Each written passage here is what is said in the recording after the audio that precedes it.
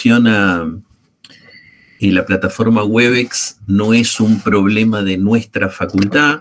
Este servicio la facultad lo compra, por lo tanto lo que está fallando es el proveedor. Así que bueno, tendremos que esperar que se resuelva. Creo que para mañana se resolvería. Antes de arrancar, les quiero comentar algo referido a un trabajo que estamos haciendo. Es decir, yo soy un profesor que tiene lo que se llama dedicación exclusiva. El término dedicación exclusiva, el término exclusivo, les cuento, ¿no?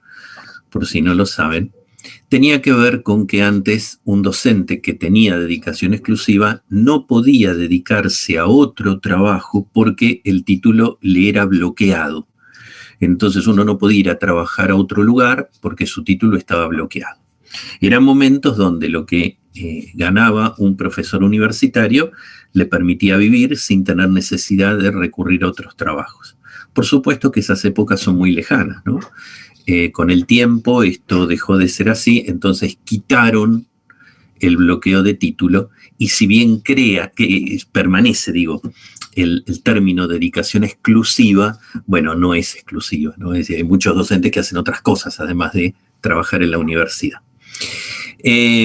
Digo que los que tenemos dedicación exclusiva es porque además de las horas dedicadas a la docencia, también tenemos horas dedicadas a la investigación o a la extensión, ¿no? En mi caso es a la investigación.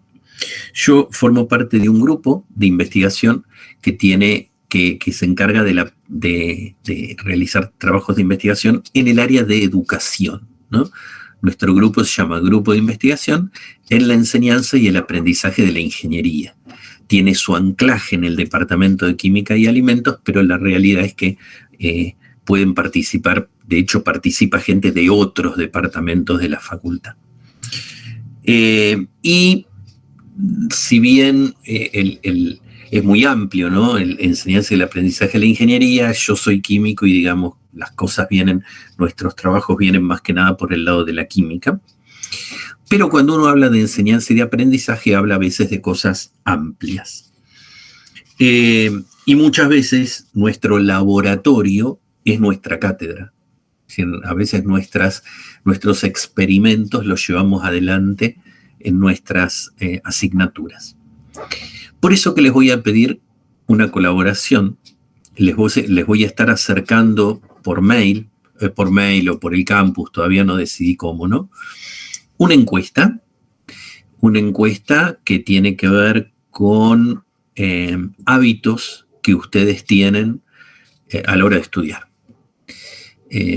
Así que es una serie de ítems, son 81, es decir, les va a llevar unos 15, 20 minutos. A veces cuando uno la tiene que llenar online lleva un poco más de tiempo.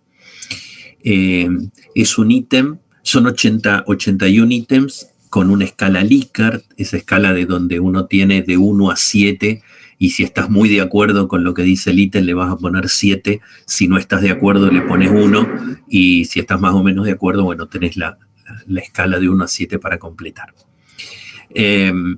Esto se los voy a estar enviando de alguna manera, como les decía, les pido por favor, cuantos más participen, por supuesto que no es obligatorio, pero cuantos más participen más nos van a ayudar a nosotros en este trabajo. Y ustedes la completan y después seguramente se los mande en Word o en PDF, de tal manera que puedan poner esas crucecitas en los casilleros que corresponden y después me la reenvían para que yo las vaya juntando. Bien, dicho esto, si lo pueden hacer lo más pronto posible, mejor, sobre todo porque ustedes también se lo sacan de encima, digamos, y no queda que después a veces uno se olvida porque queda colgado ahí. Bueno, arrancamos. Ya me estuvieron comentando los auxiliares que ya están trabajando, que hay algunos que quieren hacer hasta la guía 9 de una, así que bueno, por supuesto, está toda a su disposición. Si quieren hacerla hasta la guía 9, no hay ningún problema. Pregunten lo que quieran preguntar, que se lo vamos a contestar, así que no hay inconveniente. Bien, unidad 1. La unidad 1 es una unidad que tiene muchas cosas. Ahora vamos a ver dónde está lo importante. No sé si ya han tenido acceso, han empezado a ver los videos, pero vieron que hay 4 temas que no tienen muchos puntos de contacto, esos 4 temas. Son temas, la primera parte de la materia, como vemos, así unas cuantas cosas que tienen que ver con, digamos, conceptos generales que vamos a ir aplicando durante todo el cuatrimestre. Es como que vamos armando nuestra caja de herramientas, ¿no? Vamos a ir incorporando herramientas que después vamos a tener que utilizar cuando estudiemos los mecanismos de reacción, que, bueno, es la parte central de la asignatura, ¿no? La reactividad de los compuestos orgánicos. Digo, es la parte central de la asignatura pensada como una química orgánica para ingenieros, no como para una química orgánica para químicos, que es muy diferente, ¿no? Y digo esto de los ingenieros porque para ustedes la química orgánica va a ser también una herramienta. Ustedes la van a utilizar justamente como eso, ¿no? Como una herramienta. Bien, dentro de esos 4 temas aparece uno de los videos que se llama La química orgánica, donde ahí se explica un poquito cómo es esto de que el carbono, bueno, habla del átomo de carbono, las propiedades del átomo de carbono, por qué, digamos, la química orgánica, que es la química relacionada con la vida. Cuidado con esto porque todas las moléculas bioquímicas son moléculas orgánicas. Entonces, de ahí la importancia, ¿no? ¿Por qué es el átomo de carbono el elegido por esta naturaleza para construir sus moléculas? Una parte, digamos, bastante general, y podríamos decir que nos da mucha información, pero no es tan trascendente. Después aparece el concepto de hibridación. El concepto de hibridación es un tema teórico. Es un tema teórico que tiene poca llegada a la práctica. Y me voy a explicar con esto. La hibridación, si bien es un tema que ustedes seguramente vieron en Química General 2, acá está aplicada más que nada al átomo de carbono. La hibridación es una herramienta teórica que tuvo que ser creada, que tuvo que ser elaborada para dar respuestas a hechos cotidianos dentro de la química que con el modelo mecánico cuántico del enlace químico no llegaba a dar cuenta de lo que se observaba. Por ejemplo, lo más básico de todo, sí que está en el video, ¿no? Tenemos el metano, un carbono unido a 4 hidrógenos. Si yo te pregunto, los enlaces carbono-hidrógeno, para vos, ¿serán 4 enlaces iguales o serán diferentes? Seguramente todo el mundo conteste de que los enlaces carbono-hidrógeno del metano son iguales. Cuando vos haces la estructura de Lewis, ¿qué haces? Dibujas al carbono con sus 4 enlaces de valencia, después le pones los átomos de hidrógeno con el único electrón que tiene para unirse, y te quedan 4 enlaces covalentes simples que vos no encontrarías a priori un motivo para pensar que fueran diferentes. Ok, es cierto, son iguales. Pero cuidado, que no es algo tan sencillo de explicar si no existiera la hibridación. ¿Por qué? Y porque los 4 electrones, vamos con el modelo mecánico cuántico, ¿no? De la configuración electrónica y todo eso. El átomo de carbono tiene 4 electrones en su último nivel. 2 electrones en el 2s, 2 electrones en el 2p, ¿no? Bien.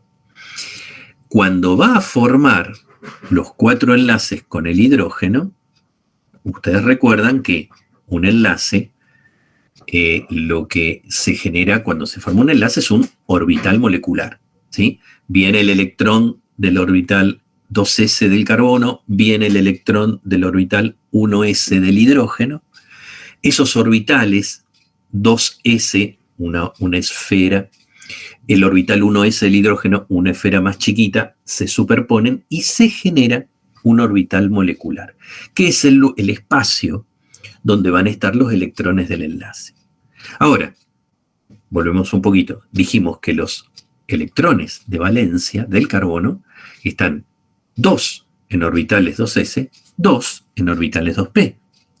Por lo tanto, los orbitales moleculares que se generarían de la superposición de un orbital 2s con 1s y los que se generarían de la superposición de orbitales 2p con 1s no serían iguales.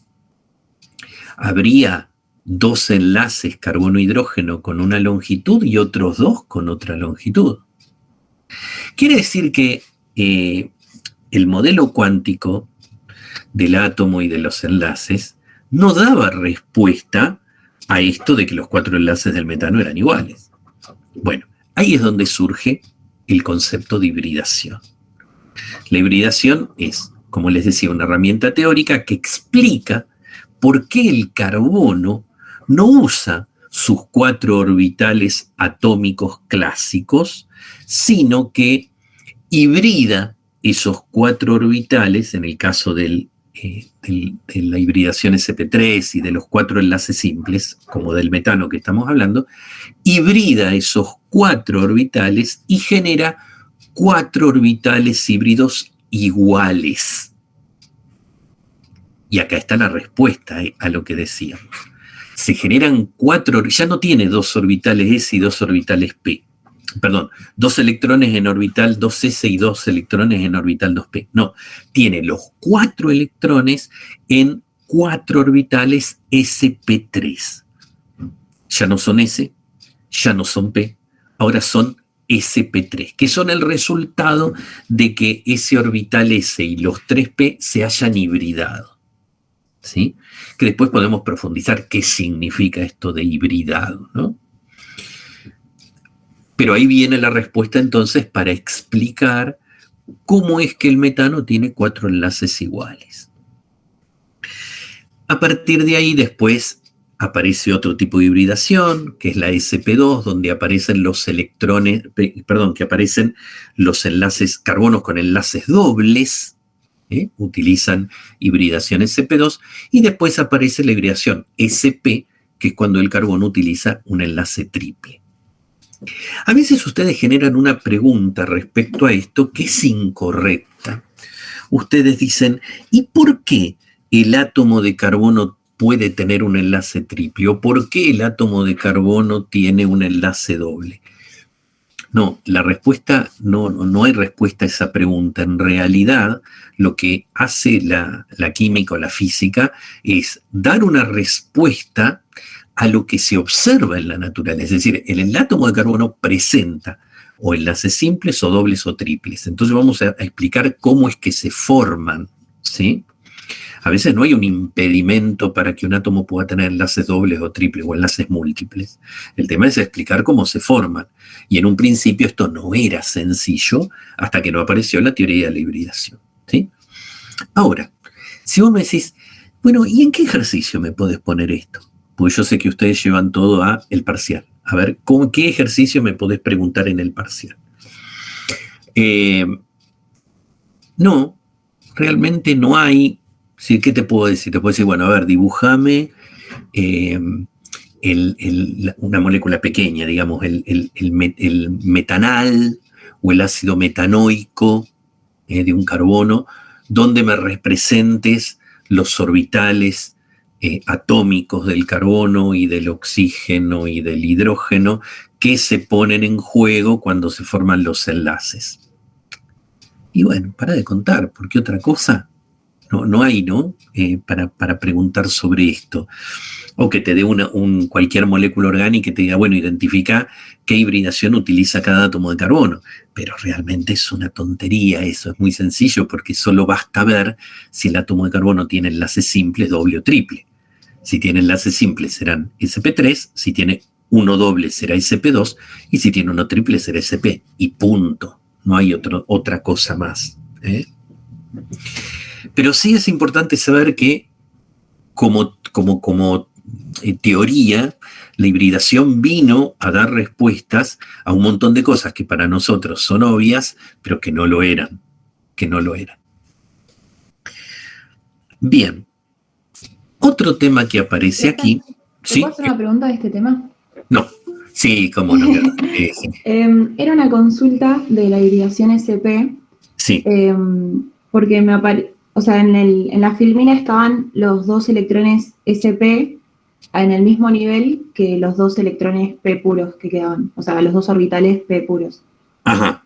No, los orbitales P puros tienen una energía mayor que los SP. Genial. El nivel P, ¿sí? El orbital P tiene una energía ligeramente mayor que el SP. Genial, era eso. Sí, bien. Gracias.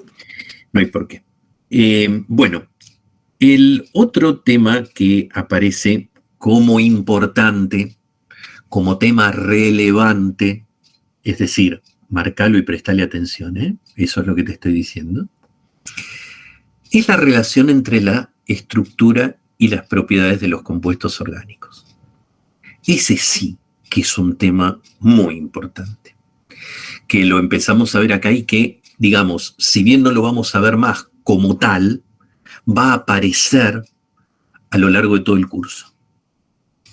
Y tiene que ver con las propiedades físicas y con el poder de predicción que nos da la química para saber, por ejemplo, si un compuesto orgánico es más soluble en agua que otro o más soluble en benceno que otro, en cualquier solvente, para saber si un compuesto orgánico tendrá un punto de ebullición mayor o menor que otro.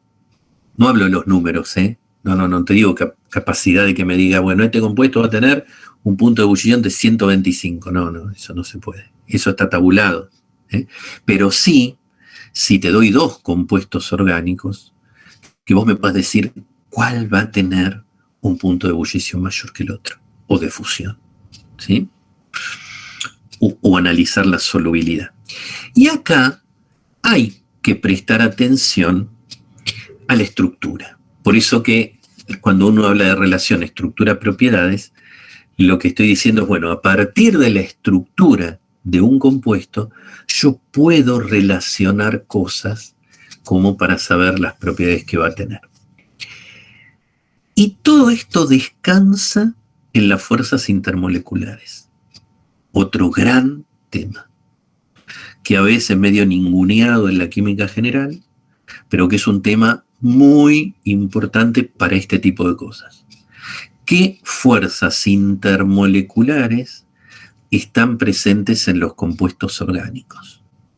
Porque en función de estas fuerzas es que yo voy a hacer esa relación con las propiedades. ¿Qué fuerzas intermoleculares ustedes conocen? Puente de hidrógeno, dipolo-dipolo y fuerzas de London. Como las más importantes, no son las únicas, pero como las más importantes, porque yo dije fuerzas intermoleculares, no dije interpartícula. Entonces, si digo intermoleculares, nos referimos a moléculas. Y dentro de las moléculas, estas son las fuerzas que pueden estar presentes. Las puentes de hidrógeno ya sabemos que tienen que ver con la posibilidad de que un átomo de hidrógeno unido a un elemento muy electronegativo, como nitrógeno, oxígeno o flúor, nada más que esos tres, generen en ese átomo de hidrógeno, esos elementos tan electronegativos, generen una densidad positiva de carga, un carácter positivo, que le permita unirse, establecer una unión de carácter electrostático con el par libre de electrones de otro elemento, de otra molécula, ¿sí?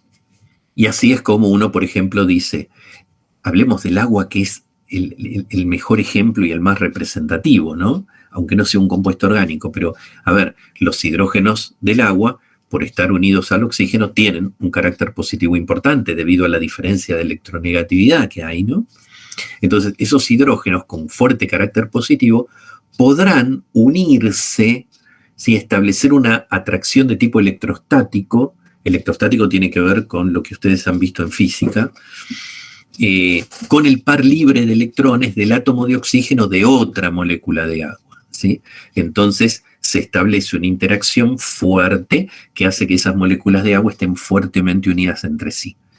A ver, lo mismo, hablemos del metanol. Metanol es como el agua, nada más que cambié un hidrógeno por un metilo. Los alcoholes son, digamos, como lo más parecido al agua. En el caso del metanol, también tengo un hidrógeno unido a un oxígeno. Ese hidrógeno también tendrá un carácter positivo importante y también podrá formar un puente con otro oxígeno de otra molécula de metanol, ¿sí? Esto también se puede dar en un ácido carboxílico. Esto también se puede dar en una amina. Y estoy visitando los compuestos orgánicos que pueden tener puentes de hidrógeno.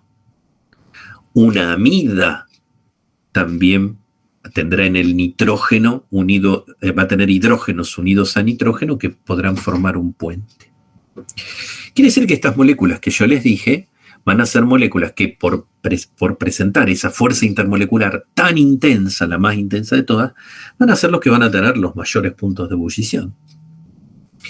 Después vienen los que presentan enlaces dipolo-dipolo, las fuerzas dipolo-dipolo, que seguían, digamos, en intensidad al puente de hidrógeno. Esos enlaces dipolo-dipolo, ¿dónde estarán presentes? Bueno, tengo que tener elementos de diferente electronegatividad unidos entre sí, ¿no? Y que no sea hidrógeno, porque esos son los puentes. Y se me achica un poco el panorama, pues ya saqué unos cuantos grupos funcionales. ¿Qué otros me quedan? Bueno, me quedan los aldehídos y cetonas, me quedan los éteres, me quedan los ésteres, me quedan los halogenuros de alquilo, los haluros de ácido, que no tienen puente de hidrógeno, pero tienen enlaces dipolo-dipolo. Bueno, esos compuestos seguirán entonces, tendrán puntos de ebullición menores a los que nombré con anterioridad. Tendrán menor solubilidad en agua, algunos seguramente van a ser directamente insolubles en agua. Y por último, tenemos los compuestos que presentan solamente fuerzas de London. Los compuestos que decimos son no polares directamente, ¿no? Y el ejemplo clásico en orgánica son los hidrocarburos, ¿sí? Todos los hidrocarburos tienen enlace carbono-hidrógeno. No hay ningún enlace polarizado ahí, por la diferencia de electronegatividad que es de 0,4 entre carbono e hidrógeno, no alcanza para polarizarla. Y terminamos teniendo entonces todos los compuestos no polares, los de menor punto de ebullición, ¿no? De hecho, los primeros cinco de la serie homóloga de los alcanos son todos gases. Y los alquenos y alquinos también son gases, pues digamos sus fuerzas son muy débiles, entonces sus puntos de ebullición están por debajo de la temperatura ambiente. Este mismo concepto que lo hemos aplicado a las fuerzas intermoleculares, al punto de ebullición, también se lo podemos aplicar a la solubilidad y decir, bueno, los compuestos que presentan puente de hidrógeno son los más polares y tendrán solubilidad en agua. Sí, eso es parcialmente cierto. Porque en orgánica, el tema es que las moléculas pueden ser más grandes. Y digamos, un alcohol puede tener un grupo oxidrilo que le da polaridad, que le permite formar puente de hidrógeno con el agua. Pero en la medida que esa molécula de alcohol tenga una cadena carbonada larga, esa cadena carbonada va a ser no polar. Entonces, resulta que ese alcohol, o ese ácido carboxílico, o esa amina, va a tener una componente polar que va a estar dada por su grupo funcional, pero va a tener una componente no polar que va a ser su cadena carbonada. Entonces la polaridad de la molécula va a ser la resultante de esas dos componentes. Entonces, vos tenés el metanol, en el metanol no hay cadena carbonada, hay un carbono solo, por lo tanto termina siendo una molécula polar. Y el etanol, y son dos carbonos, ya sabemos que el alcohol y el agua se mezclan, vaya si no habremos preparado alcohol 70-30, ¿no? Durante estos 2 últimos años, se mezclan, quiere decir que esa cadena de 2 carbonos todavía no tiene mucho peso para bajarle la polaridad a la molécula, pero si vos vas a medir exactamente la solubilidad, es decir, cuántos mililitros de alcohol se disuelven en 100 mililitros de agua, cuando pasamos al propano ya ese número es menor. Se va a disolver, sí, pero menos. No se va a disolver en todas las proporciones. Y si pasamos al butanol, al 1-butanol, bastante menos. Ya te diría que es casi insoluble. Por lo tanto, estamos viendo que a medida que se empieza a incrementar la cadena carbonada, crece la componente no polar y la solubilidad disminuye. Entonces, cuidado con el tema de la solubilidad, que cuando uno lo pensaba en inorgánica, la molécula era pequeña, era una molécula donde yo no tenía que hacer, digamos, que tener en cuenta mucho, porque la molécula era chica, si era polar y punto, pero en este caso no. En este caso yo puedo tener un grupo funcional polar, pero voy a tener que prestar atención a la longitud de la cadena. Longitud puede estar ramificado, puede ser un ciclo, pero la parte no polar tengo que ver qué peso tiene, porque eso le va a quitar polaridad a la molécula. Entonces son cosas como para tener en cuenta y que son propias de la química orgánica. Por último, cuarto tema. El cuarto tema es la teoría de la resonancia. La teoría de la resonancia es una herramienta muy importante, pero muy importante. Casi más importante que el tema anterior. ¿Por qué? Porque la resonancia va a ser uno de los 2 caminos que nos va a permitir explicar la estabilidad de una partícula, molécula o ion. ¿Qué es la resonancia? La resonancia nos explica que en ciertas partículas los electrones no están localizados en un enlace. El término localizado y deslocalizado, si no lo tienen todavía incorporado en su vocabulario, les recomiendo que lo hagan pronto, porque es el término que vamos a utilizar y el más adecuado, ¿no? Uno podría decir, los electrones no están quietos, están en movimiento. Sí, está bien, pero digamos, dentro de la jerga química es mejor usar el término localizado y deslocalizado. Cuando vos tenés la molécula de metano, los electrones, los 8 electrones que hay en esa molécula, están localizados en los enlaces sigma entre carbono e hidrógeno. No se pueden mover, están ahí. Pero cuando una molécula tiene electrones pi, es decir, tiene doble o triple enlace, y tiene electrones libres, tiene átomos con electrones libres, resulta que esos electrones pi, electrones libres, son los que tienen capacidad para deslocalizarse, para desplazarse en la molécula, para no estar en un solo lugar, sino que están en un continuo movimiento. Y esto le otorga una gran estabilidad, otra palabra importante para recuadrar, estabilidad a la molécula o a la partícula. ¿sí? Cuando nosotros muchas veces vamos a tener que analizar la estabilidad de una partícula o de una molécula, muchas veces, porque eso nos va a indicar, nos va a permitir decir, bueno, se va a formar más de este producto que de este otro, porque, por si no lo saben, en las reacciones de química orgánica no se suele formar un solo producto, a veces se forma más de uno, y nosotros vamos a tener que poder decir de cuál hay más. Y muchas veces siempre va a haber más del más estable. Y entonces, para saber cuál va a ser el más estable, la resonancia nos va a tirar una mano muy importante. Por eso que es algo en lo que insistimos al principio, ¿no? Otra herramienta importante para poner en la caja, porque la vamos a usar mucho. La vamos a usar mucho. Entonces es importante manejarla bien. Es un tema que a ustedes les cuesta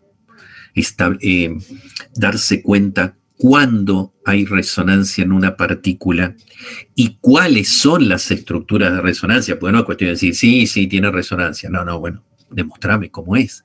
Es decir, demostrame cómo se deslocalizan esos electrones.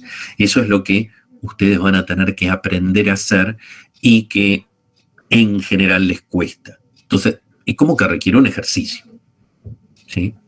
Es eso, no hay nada imposible, pero al principio como que te choca y entrar en el ritmo de tomar una partícula y decir si tiene o no resonancia allí, dibujar las estructuras, a veces lleva trabajo.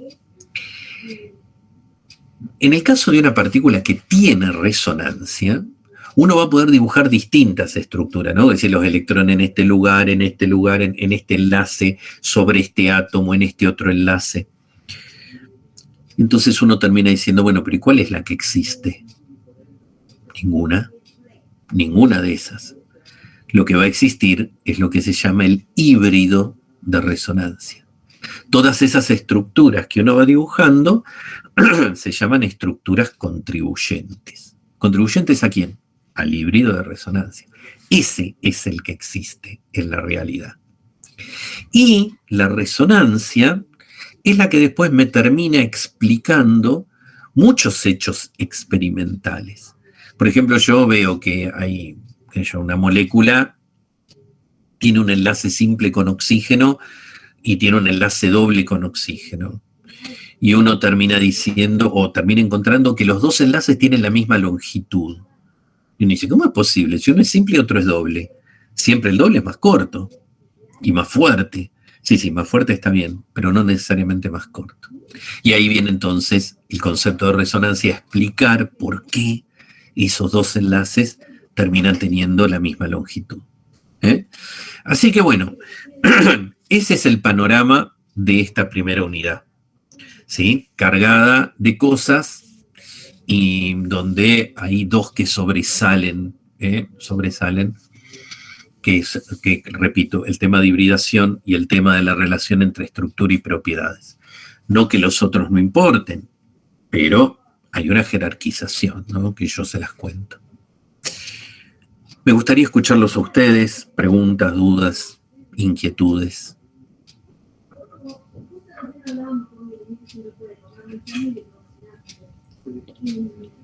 Yo les decía que no voy a dar clases tradicionales porque ya las tienen los videos, ¿no? Si no voy a volver a decir lo mismo que ya les digo en el video. Así que me interesa más la discusión, el intercambio, en esta editorial que hice en este rato, donde le fui marcando un poquito por dónde viene la primera unidad, qué cosas prestar atención, ¿no? Como para que vos te vayas haciendo un camino y decir, bueno, esto tengo que prestarle más atención que esto otro.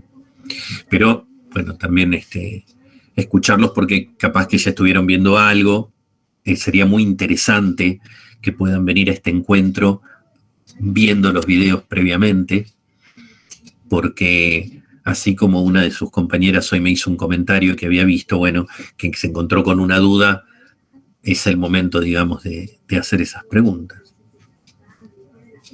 Buen día. Yo estuve viendo los videos y bueno, me quedé en el segundo. pero por ahí no entendí mucho el concepto de la formación de los orbitales moleculares. Ajá. No, No sé si me lo eso podría explicar. en realidad, sí, en realidad eso yo lo traigo como un recuerdo, no es un objeto de esta asignatura. Ustedes esto lo tienen que haber visto en Química General 2, la teoría de los orbitales moleculares. No es que nosotros lo tomemos como un tema propio de la orgánica, porque es un tema de la química general, ¿no? Cuando yo hoy les decía, ¿no? Uno cuando dibuja, por ejemplo, la estructura de Lewis de una molécula o de una partícula, pone los electrones, esos puntitos que uno representa, ¿no? Nosotros vivimos en la química usando modelos, porque los modelos que tratan de representar una realidad, pero que está muy lejos, ¿no? Es una realidad microscópica y todo lo que dibujamos a veces puede ser muy burdo respecto de lo que es la realidad. Entonces siempre tenemos que tener en cuenta eso, ¿no? Nosotros hacemos representaciones de algo que nadie vio, como es un átomo o un electrón. Cuando nosotros hacemos la estructura de Lewis, que digamos el modelo de Lewis de los enlaces es bastante bueno, sobre todo si uno después le suma lo de la geometría molecular, ¿no? Para que sea un poquito más redondo, ponemos un par de puntitos que son los electrones entre las dos letras que nos representan, los dos símbolos que nos representan los átomos de un elemento. En la realidad, ¿dónde están esos electrones? Bueno, así como nosotros sabemos que en el átomo los electrones se encuentran en orbitales atómicos, que esos vienen orbitales S, P, D, F, que todos ustedes conocen. Cuando se forma un enlace, cuando nosotros ponemos esa rayita para representar un enlace simple, covalente simple, bueno, no lo dije, pero la química orgánica es la química de la covalencia, ¿no? Es decir, acá enlace iónico va a haber muy poco, y casi todo es covalente. Cuando se forma entonces un enlace covalente, en realidad lo que se forma es un orbital molecular, ¿sí? Es decir, se unen dos átomos para generar una molécula, bueno, si fuera biatómica, si es triatómica, tetratómica, tendrá más orbitales moleculares. Pero la cuestión es esa, se unen y cada uno ponele que sea un electrón solo, ¿no? Un enlace simple. Ese electrón que pone para formar el enlace viene en un orbital atómico, es decir, viene en una zona del espacio que rodea el núcleo donde la probabilidad de encontrar el electrón es elevada. Ese orbital atómico tiene asociada una función matemática. ¿Por qué el orbital S es esférico? ¿Por qué el orbital P es lobular? ¿De dónde sale eso? Bueno, eso ustedes lo han estudiado en química general 1, 2, calculo, porque todo eso viene de la ecuación de Schrödinger. De la resolución de la ecuación de Schrödinger salen los números cuánticos, y ustedes saben que los números cuánticos, el número cuántico secundario es el que da la forma del orbital. Pero es una función de 3 variables que cuando la represento en el espacio, me da un volumen. Por ejemplo, para el S, una esfera. Para los orbitales P, esa forma de bilobular que tienen. Ok. Cuando se produce la combinación lineal, ¿vieron el álgebra, no? La operación matemática, bueno, la tienen que haber visto. En álgebra o en matemática. Cuando se produce la combinación lineal, la CLOA, combinación lineal de orbitales atómicos, para generar los orbitales moleculares, en realidad lo que estamos teniendo es una operación matemática entre la función propia de un orbital S con la función de otro orbital S o P o el que sea de los que se van a unir. Eso me da como resultado una nueva combinación, una nueva función, ¿sí? No sé si recuerdan que uno de los postulados de la combinación lineal de funciones decía que si se combinan linealmente n funciones, se obtienen n funciones combinadas. Bueno, en este caso, cuando yo combino entonces esas dos funciones, se me generan dos orbitales moleculares, uno enlazante y otro antienlazante, uno de baja energía y otro de alta energía, ¿sí? Los que siempre se llenan son los orbitales enlazantes, ¿sí? Entonces, tengo de la combinación lineal de esas dos funciones, surge una nueva función que es la del orbital molecular, que tendrá la forma característica de que me dé el resultado de combinar esas dos funciones. Ahí aparece entonces la zona del espacio entre los átomos que se unen, donde van a estar los dos puntitos que poníamos en la estructura de Lewis. ¿Sí, Julieta? Eso es entonces cómo se forman los orbitales moleculares a grandes rasgos y sin involucrarme en el desarrollo del tema, porque no me interesa. Es decir, esto es algo de otra materia y yo la traje como al principio para que ustedes recuerden, ¿sí? Porque, bueno, como es enlaces covalentes, vamos a hablar de enlaces covalentes y, bueno, para traer un poco el recuerdo de eso. No es objeto de nuestra asignatura explicar cómo se forman los orbitales moleculares. Ah, genial, gracias. Entonces, el enlazante tiene alta energía y el antienlazante al revés. No. A ver, voy a explicar algo ahora. Esto no se lo olviden nunca. Seguramente lo saben, sí, pero bueno. Cuando uno habla de estabilidad, le voy a preguntar a ustedes. Quiero que me contesten ustedes. Si yo te pregunto que algo es estable, ¿qué significa eso para vos? Que no va a sufrir cambios. Ajá. A ver, ¿alguien más? Que piense algo distinto, ¿no? Y en términos de energía se puede hablar de una baja energía libre de Gibbs o una energía negativa de Gibbs. ¿Por qué? Me acuerdo que, por ejemplo, en los diagramas de energía, el que tenía menor energía de Gibbs era el compuesto más estable. Ajá, eso es correcto. Eso es correcto. La estabilidad de un compuesto depende de su contenido de energía. Nada más. De su contenido de energía, de todas las energías que tenga, ¿sí? Porque puede tener muchas distintas. Puede tener energía cinética, puede tener energía potencial, ¿sí? Pueden ser la energía de los enlaces químicos debidas a la rotación, a la vibración. No importa. La suma de todas esas energías es lo que yo tengo en cuenta para saber si una molécula será más estable que otra. El hecho de que vos, Julieta, creo que dijiste que no cambie, algo así dijiste, ¿no? ¿Puede ser? Sí, dije eso. Bien. Eso tiene más que ver con, es muy común la confusión, muy común. Tiene que ver con la reactividad. Es decir, cuando yo digo que algo no cambie, es que no reaccione químicamente, porque las cosas se transforman a través de una reacción química. ¿Sí? No hay otra. ¿Sí? Para que un compuesto se transforme en otra cosa distinta, es porque hubo una transformación química. Si no hay, si un compuesto no reacciona o tiende a no reaccionar químicamente, se dice que es inerte. ¿Sí? No que es estable. Son dos cosas diferentes. Yo puedo tener compuestos muy estables y muy reactivos.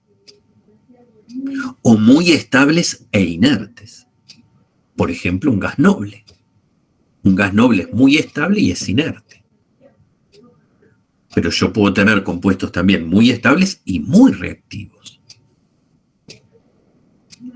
Entonces, cuando hablo de estabilidad, hablo de bajo contenido de energía. Siempre que hablemos de algo que es más estable es porque tiene poca energía. Entonces, cuando se forman los orbitales enlazantes y antienlazantes, el orbital enlazante, que es el que va a formar el enlace, es el más estable, el que tiene menos energía. Por eso que en un diagrama de orbitales moleculares, el enlazante va abajo y el antienlazante va arriba.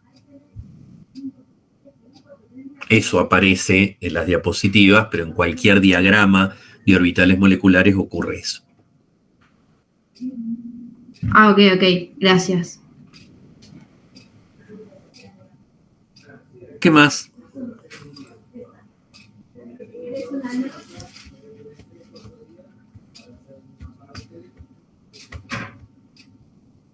Profe, ¿cómo estás?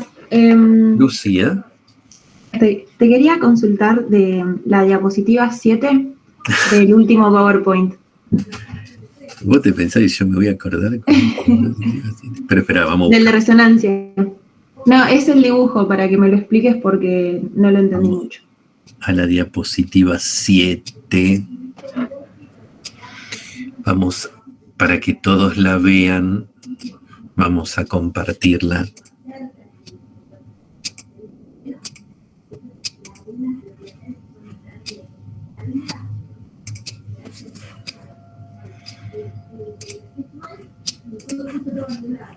¿Es esta? Sí, esa. Bueno, en realidad esta viene un poquito, hay que ver de dónde estamos partiendo, ¿no? En este caso está mostrando ejemplos en los que se puede dar la resonancia, ¿no? Entonces tenemos un enlace doble, esto que dice nube pi, estos dos orbitales P de este carbono, estos dos orbitales P puros se han solapado para generar un enlace pi, acá hay un doble enlace. Acá entre carbono y el oxígeno también hay dos electrones, este es un orbital P del carbono, orbital P del oxígeno, también hay un enlace doble. Otra posibilidad para que haya resonancia es tener electrones pi, nuevamente, igual que el caso anterior, y acá un oxígeno que tiene dos pares libres. Yo les había dicho que los electrones no enlazantes, o los pares libres, están involucrados también en la resonancia. Entonces, muy bien, los que aparecen aquí también se pueden involucrar. En este caso dice que este compuesto puede ser un alcohol o un éter. Si R fuera un hidrógeno, sería un alcohol. Si es un compuesto, una cadena alquílica, un grupo alquilo, será un éter.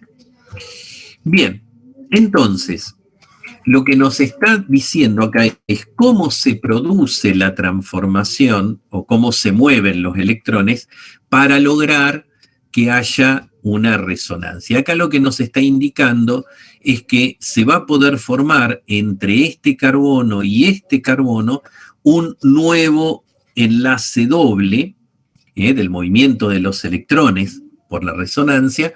Resulta que entre estos dos átomos de carbono se va a formar un enlace doble.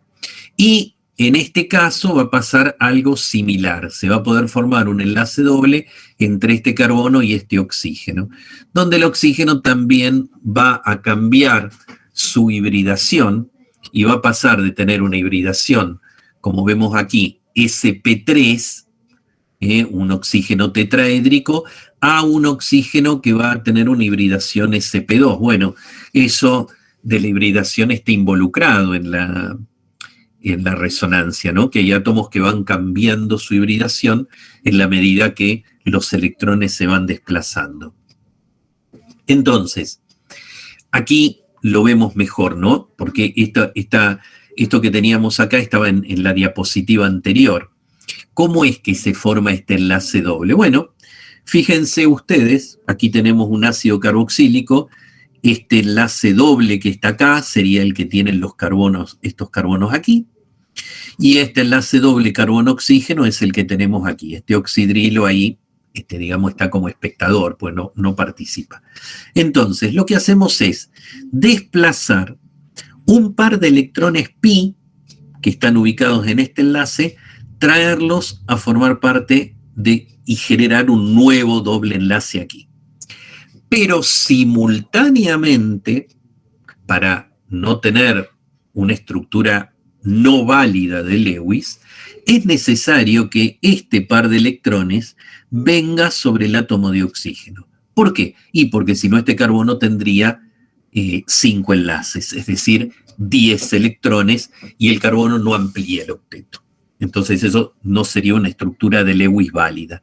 Entonces, en este caso, la estructura de resonancia para este ácido carboxílico insaturado se produce desplazando un par de electrones a esta posición y un par de electrones que viene sobre el oxígeno. Entonces, se me va a formar aquí un enlace doble. Este par de electrones viene sobre el oxígeno, entonces el oxígeno está recibiendo, tiene 2 pares libres, ahora va a tener 3 pares libres, por eso una carga negativa, es decir, está teniendo electrones de más ese oxígeno, por eso la carga negativa, pero este carbono, el primero, les van a faltar electrones, porque tenía los electrones del enlace pi, pero claro, ahora se le fueron. El que era suyo ya no lo tiene, y por eso adquiere una carga positiva. Fíjense que si yo estoy partiendo de una estructura que es neutra, la estructura de resonancia también tiene que ser neutra. Bueno, esos postulados de la resonancia están ahí en el video, ¿no? Es decir, no puedo tener estructura de resonancia con una carga neta diferente a la que tenía mi estructura de partida. Entonces, bueno, este es por ejemplo, una estructura de resonancia que tiene este ácido. Si yo, por ejemplo, dibujo el mismo ácido, pero en vez de que ser un ácido saturado, insaturado, es saturado, ¿sí? Este es el ácido propenoico.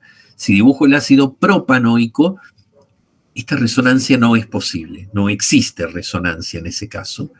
Y entonces esta molécula del ácido propenoico es más estable que la del ácido propanoico. ¿Por qué? Porque en esta hay resonancia y en el otro no.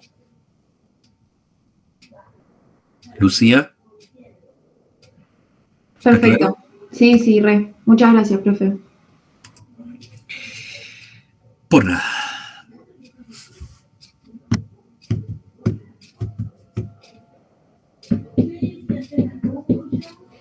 ¿Qué más?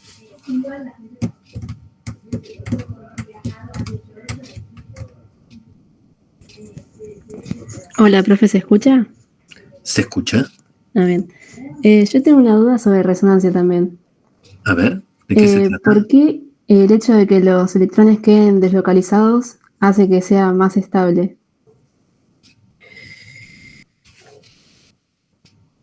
A ver, ¿cómo explicarte eso?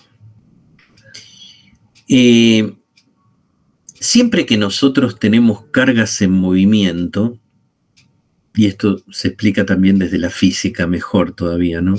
Yo no soy físico, pero siempre que uno tiene las cargas, no las tiene quietas, no las tiene localizadas, el efecto que producen esas cargas cuando están, digamos, en movimientos son efectos menores, podríamos decir. Hay una disminución de la energía libre de una partícula cuando las cargas están en movimiento que cuando están quietas, ¿sí? Por eso que siempre que tengamos estructuras, siempre que podamos explicar, que podamos aplicar la teoría de la resonancia para explicar la estabilidad, porque yo les dije que había 2 factores que explican o que nos ayudan a explicar la diferencia de estabilidad entre 2 partículas, 2 moléculas. Una es la teoría de la resonancia y la otra es el efecto inductivo, que va a aparecer en breve. Siempre que se den estas 2 posibilidades, cuando una molécula se estabiliza por resonancia, la estabilización es muy superior a la que se alcanza con el efecto inductivo. Porque cuando uno explica la estabilización por efecto inductivo, en el efecto inductivo las cargas no se desplazan nunca. Las cargas o los electrones están siempre quietos, siempre localizados. Lo único que yo hago es acercar una densidad negativa o extraer una densidad negativa para estabilizar a la molécula o a la partícula. En cambio, en la resonancia, las cargas se desplazan. debido al desplazamiento de los electrones, las cargas también se van a desplazar cuando haya cargas, ¿no?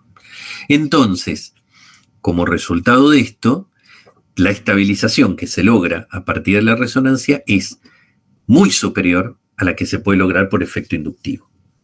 Digo esto porque varias veces vamos a emplear uno u otro efecto para explicar la estabilidad de una partícula. Y a veces, ustedes se equivocan porque le asignan más importancia al efecto inductivo que a la resonancia, ¿no? Capaz que dicen, no, bueno, en esta molécula hay un efecto importante, inductivo, bla, bla, bla, bla, bla. En este otro hay una resonancia, y resulta que se quedan con que el efecto inductivo es mayor. Por supuesto que en química no es matemática, no es que siempre las cosas son de una única manera. Puede haber excepciones, pero por lo general no.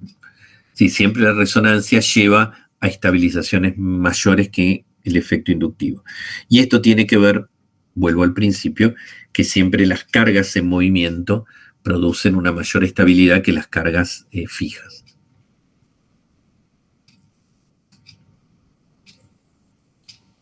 Bien, muchas gracias.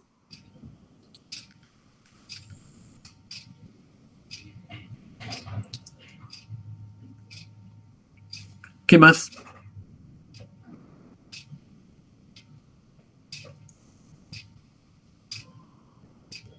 Yo tengo dudas, pero de la guía, no sé si... O sea, igual es una medio teórica. Era un inciso medio teórico. Decime. ¿No tuviste oportunidad de preguntarle a los auxiliares, no? ¿Todavía? Lo terminé de hacer justo antes de entrar a la clase. Ajá. Es en el inciso 3 del seminario 1, que habla de que existe la molécula cloro... Es una... fósforo cloro 3 y fósforo cloro 5. ¿Cómo? ¿Cómo se llama eso? Claro, ahí está el tema. Para que lo estoy buscando. ¿Tricloruro de fósforo o pentacloruro? Ajá. Perfecto. Y después dice... que no existe el pentacloruro de nitrógeno. De nitrógeno, y eso no estaría entendiendo. Ajá. ¿Intentaste dibujar la estructura de Lewis de un supuesto pentacloruro de nitrógeno? Sí, me quedó bastante similar a la del fósforo. Muy bien. ¿Cuántos electrones tiene el nitrógeno? Ah, claro. ¿Qué significa? Ah, claro. Tiene 5 electrones libres. O sea, si estuviese solo. No tiene 5 electrones libres. Tiene 5 electrones enlazantes, digamos, de valencia. Claro, sí. Electrones de valencia. Ajá. Y se une con otros 5 cada uno con uno del fósforo, ¿no? De cloro. Del cloro, sí, del cloro. Bien. ¿Cuántos electrones tiene el nitrógeno en ese caso? Tendría... En la molécula, en esa supuesta molécula de pentacloruro de nitrógeno, ¿cuántos electrones tendrá el nitrógeno? Ah, claro, tiene los 5 de valencia más 5 que comparte con los cloros. Ajá, tiene 10. Sí. El nitrógeno es del segundo período, no tiene orbitales d, por lo tanto no amplía el octeto. Ah, claro, está bien. Genial. Por ahí venía. Gracias.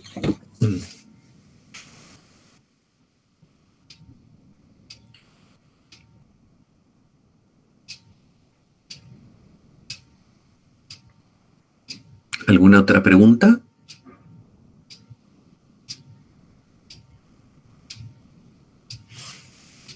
Profe, ¿ya podemos arrancar la guía 1 y hacerla toda? Sí, toda, sí. Ah, genial, perfecto. Sí. Sí, con esos videos, digamos, que ustedes tienen, es decir, con lo que yo les voy subiendo siempre el día domingo a la tardecita, suelo habilitar los videos, ¿no? Digamos, con eso tienen para todo el material de... A ver, perdón, ustedes pueden hacer la guía, siempre con teoría vamos un poquito más atrás que con la práctica, ¿no? La idea es, por ejemplo, ver todo lo que tiene que ver con la guía 1, todos los materiales de la guía 1, ustedes todavía esta semana siguen con la guía 0, pero hay algunos que tienen otro ritmo, ellos vieron los videos el lunes, martes, y ya están arrancando con la guía 1, perfecto, ¿sí? Es decir, vayan mirando el cronograma, pero cada uno sigue su ritmo, ¿no? Si se quieren adelantar, adelanten, no hay ningún problema. Si se tienen que atrasar, tampoco va a haber problema, porque si preguntan de cosas de atrás, se les van a responder también. El problema es que si te vas atrasando mucho, después cuando llegue el momento del parcial, bueno, ya sabes.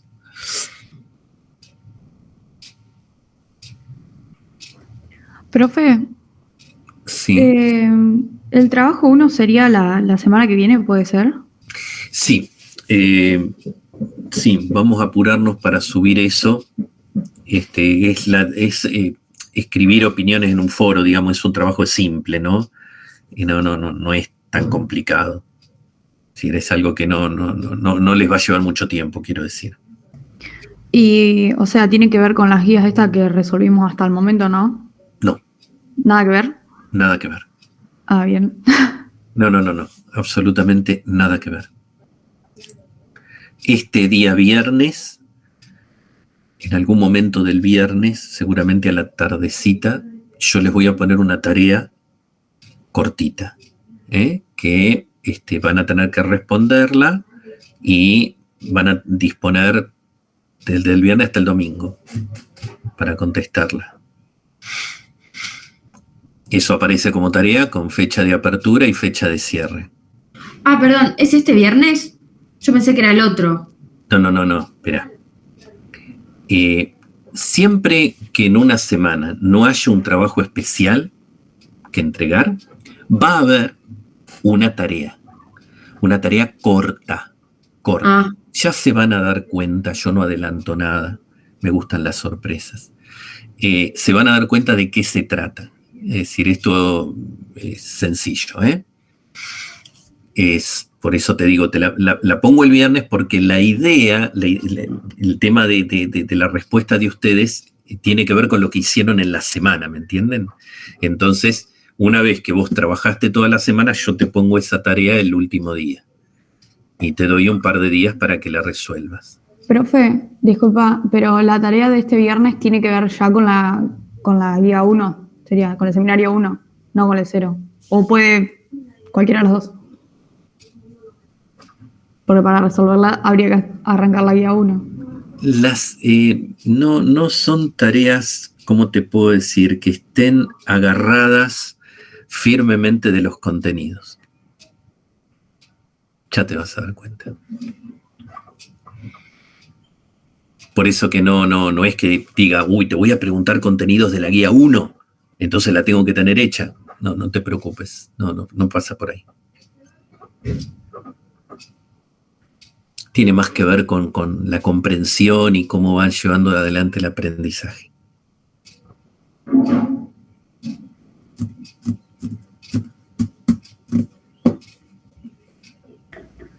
Profe, te hago una pregunta sobre el análisis de la solubilidad.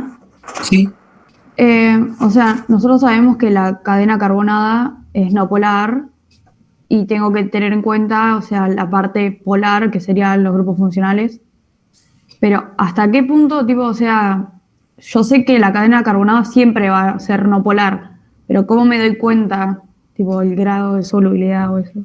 Bien, a ver, un grupo muy polar, es decir, nosotros siempre vamos a hablar de comparaciones, es decir, yo te voy a poner una molécula y otra, o te voy a poner 3 o 4 y te voy a decir, bueno, ordenalas de acuerdo a su solubilidad en agua, ¿sí? De la mayor a la menor. Nunca en términos absolutos, ¿no? Nunca te voy a dar una molécula, salvo que sea muy obvia, ¿no? Es decir, si yo te doy una cadena, te doy el metanol y te digo, ¿es soluble en agua? Vos me podés decir que sí. Si te digo el 1-decanol y te digo, ¿es soluble en agua? Me vas a decir que no. Ahora, es cierto que cuando la molécula pasa de ser soluble a dejar de serlo, no lo hace en forma inmediata, ¿no? Es decir, siempre la va disminuyendo. Su solubilidad va disminuyendo de a poco. Si yo tengo un grupo muy polar, como el grupo carboxilo, y tengo un grupo menos polar, como el grupo carbonilo, es decir, comparo un ácido carboxílico y una cetona, o un aldehído. Seguramente el ácido carboxílico requerirá de una cadena mayor de carbonos para dejar de ser soluble en agua que un aldehído, porque el grupo funcional del ácido carboxílico es más polar que el del aldehído. Ahora, si yo te pregunto, o vos me preguntás, bueno, pero ¿en cuántos carbonos un ácido carboxílico llega a ser insoluble? No, eso no se puede saber. Es decir, no hay una herramienta teórica que me permita predecir para el ácido carboxílico tanto, para el aldehído tanto, para la acetona tanto, para el éter tanto. No, eso no se puede. O sea, yo puedo comparar entre dos, como hicimos con el metanol y el hexanol, y decir que uno va a ser más soluble que el otro, ¿no? Eso es lo que pretendemos que aprendan. Ok, perfecto. Por Gracias. lo tanto, las preguntas de evaluaciones van a estar hechas en ese sentido. Sobre todo porque no se olviden que ustedes, el día de mañana como ingenieros, si vos querés conocer la solubilidad del metanol, ya vas a saber a dónde ir a buscarla.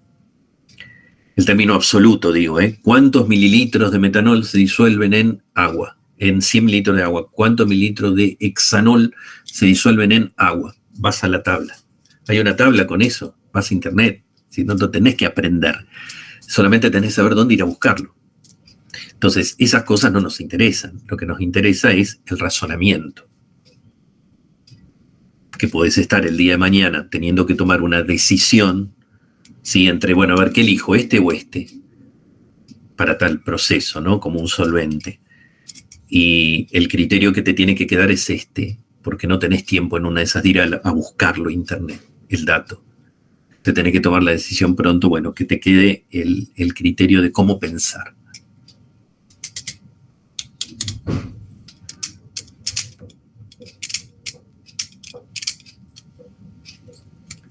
¿Qué más? Perdón, una curiosidad, nada más que por ahí es una pavada.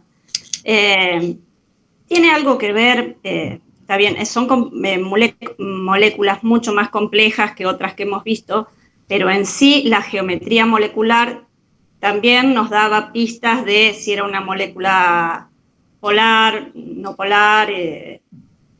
¿La geometría tendría algo que ver en esto? Mira, sí, pero no en los términos que vos lo decís, aunque también, qué sé yo. A ver, cuando uno tiene el tetracloruro de carbono tiene enlaces carbono-cloro, enlaces que son polares, porque la diferencia de electronegatividad entre el carbono, 2.5, y el cloro, 3, esos 0,5 de diferencia hacen que el enlace esté polarizado, ¿no? Donde el carbono tiene una densidad positiva y el cloro una densidad negativa.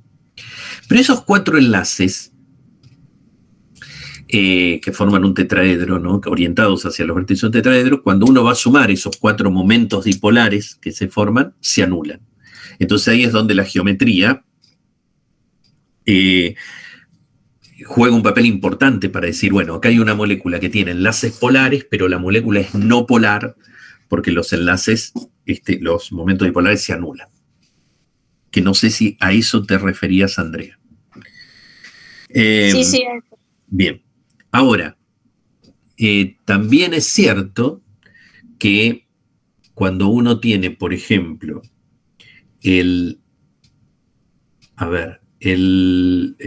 ponele el 2-propanol y el 1-propanol. 2-propanol y 1-propanol. ¿Cuál es más soluble en agua? ¿O es igual la solubilidad? No.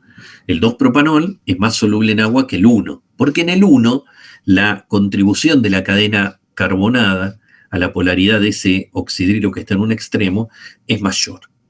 En cambio, cuando el oxidrilo está en el medio, las contribuciones de las cadenas carbonadas que quedan para cada lado es menor. ¿Sí? Entonces, y ahí la geometría juega también un papel importante. ¿Sí? No a la hora de decir, bueno, se anulan los momentos dipolares, sino a la hora de cómo la molécula de agua solvente mira y ve a la molécula orgánica que tiene que disolver. Entonces también ahí hay una contribución de la geometría. Sí, ahí entiendo.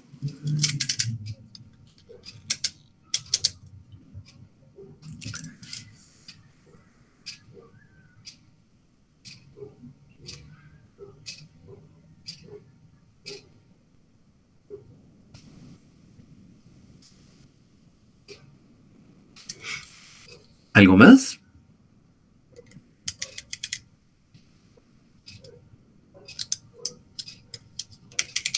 Bueno, el miércoles que viene nos volvemos a encontrar entonces en este horario. Si no funciona el Webex, usamos... Bueno, sí, creo que va a funcionar. Pero si no funcionara por algún motivo, está este Meet ya ahí en el campus, así que lo volvemos a utilizar. Si alguien tiene alguna otra consulta durante de acá al miércoles próximo, alguna consulta que me quiera hacer, me escribe por el campus y me la hace, ningún problema. Ni bien la vea, se la contesto.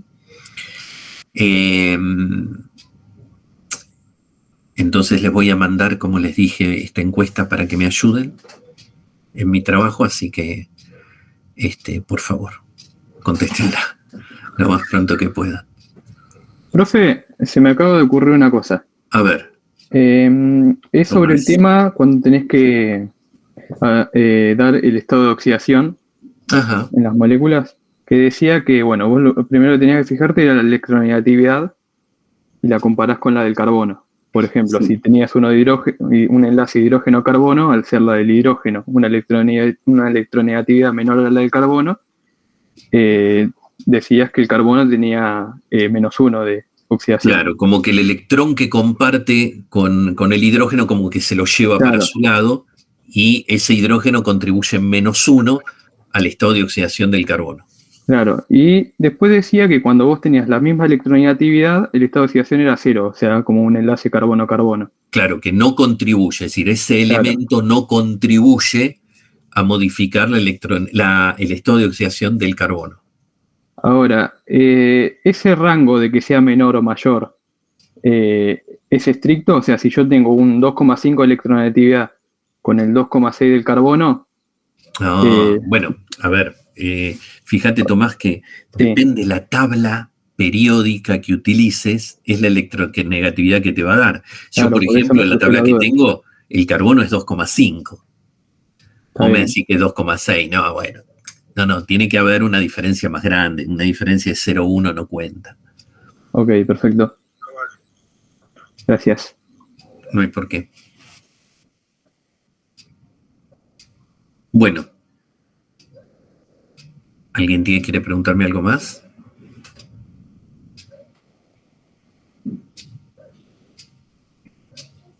Bueno, la idea es esa entonces, ¿no? Es decir, encontrarnos, marcar un poquito los aspectos más importantes y escucharlos a ustedes y responderles las consultas que quieran hacer.